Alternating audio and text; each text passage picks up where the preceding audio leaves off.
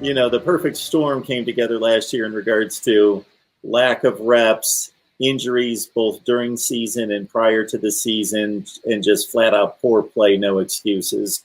And then the NFL defections, of course, that got it all rolling from a personnel depletion standpoint. All right. So this year, when you look at this secondary, in a reasonable manner, if you get some injuries, but not a horde of injuries, but get your typical one or two guys get nicked up, and these guys play up to some reasonable expectations, are we comfortable with the secondary, or should they be going to the transfer portal for the likes of an Eli Ricks or other help? Well, there's always a risk in going to the portal because you need to find the right guy in terms of the fit. You really don't want – I mean, if you go out and you get like an Elias Ricks, just as an example, and I don't see that happening, but if you go out and get an Elias Ricks, does that turn off a Denver Harris or a Will Johnson or somebody like that? Do you stunt yourself at that point? I mean, you can only play for now. You can't play for 2023 and 2024. If you don't get it done now, we've seen very short leashes on guys. Not that Ryan Day's seat is hot in any way, shape, or form. But I mean, I think there's going to be a concern just until people see something to put 2020 out of mind. And I think that you still do maybe look at like a 1-year stopgap type of situation at corner, a veteran type of guy. But I don't think you're going to be able to go out and get somebody of like an Elias Ricks type of status or whatnot. I mean, you do have young guys like Legend Cavazos, Cam Martinez, and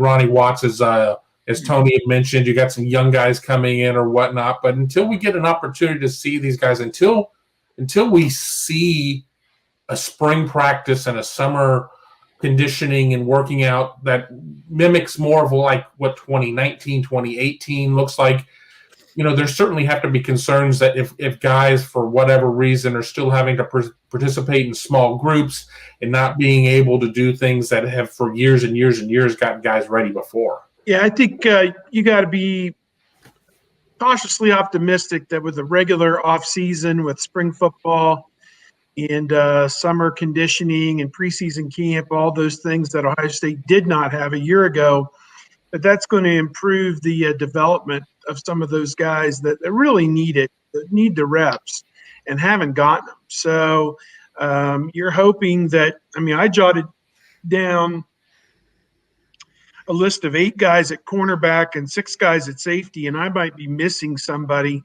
And it's like if you can't find 4 serviceable defensive backs out of 14 signees from the last 3 or 4 years, then what are we doing here? I know that the cornerback recruiting has not necessarily been up to snuff. I mean, Denzel Ward and Marshawn Lattimore haven't been walking through that door. I understand that. Jeffrey Okuda, et cetera, so on. But still, I mean, I think that there is some talent here, and it's just going to be incumbent on the coaches to bring that out. And Matt Barnes, they've put a lot on his plate to lead the secondary. Kerry Combs will still keep an eye on what's going on down there. So I think that, the coaches that they have, I mean, it's their job to get it out of these guys. And so, big year for the defense to prove some things, big year for the secondary to prove some things and get back on top of being a better pass defense secondary than what we saw in 2020. I mean, the squeaky wheel gets the grease, and this seems to be the area of emphasis for Ohio State going into 2021. And I'm here for it. Let's show me.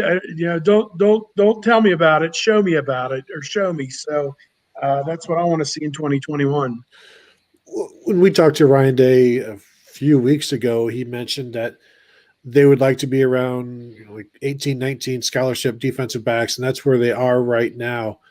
And the reason they played so many linebackers last year is because they weren't comfortable playing more defensive backs because of the pandemic, because of the youth, because of Cam Brown's injury. And so now they have this entire offseason to find guys. And as Steve said, there's enough guys there to find. And then you've got guys like Ja'Kalen Johnson, almost a 5-star cornerback, Jordan Hancock, another top 50 corner coming in, to where those guys could certainly compete for a starting spot because there's nobody proven outside of Seven Banks.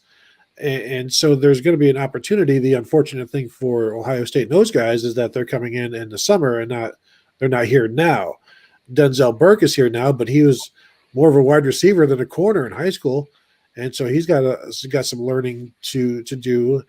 But I who's out there in the transfer portal? It's not Eli Ricks anymore. He said he's staying, and so we'll see if that happens in the spring. See if he stays again, and maybe after spring ball, that's when a lot of the transferring happens, and maybe there'll be somebody there. There's nobody there now. There's nobody to go grab that is going to be better than Ryan Watts or what you would expect from Legend Cavazos. I mean, just because they're in the portal doesn't mean they're good. In fact, it kind of also means the opposite in terms of being an Ohio State level player. And so now you have many Ohio State level players currently on the Ohio State roster. In fact, most of them. And so you find out which guys work. And if you're short, then that's the hand you've been dealt, and you deal with it. But there are a lot more options. Ryan Day feels a lot better about the secondary numbers right now than he did 2 months ago. And because he's got more time to work with these guys, he'll have a full winter, full spring, full summer, full fall camp with all of these guys. And you only need to find 3 or 4 corners that you're comfortable with, 3 or 4 safeties that you're comfortable with, and then you make do. So again, out of the 2 corners and the 2, which are both top 5 in the nation coming in, and the 2 safeties, both top 10 at their positions coming in, none of them are early enrollees.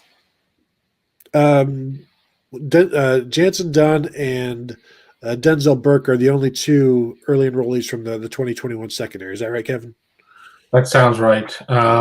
Because Andre Turrentine is not, and Jordan Hancock and Jalen Johnson are not, and Jalen Johnson is maybe a linebacker anyway at Ohio State. Yeah, a linebacker, but he's kind of in that middle spot. I'm not exactly sure where he translates exactly.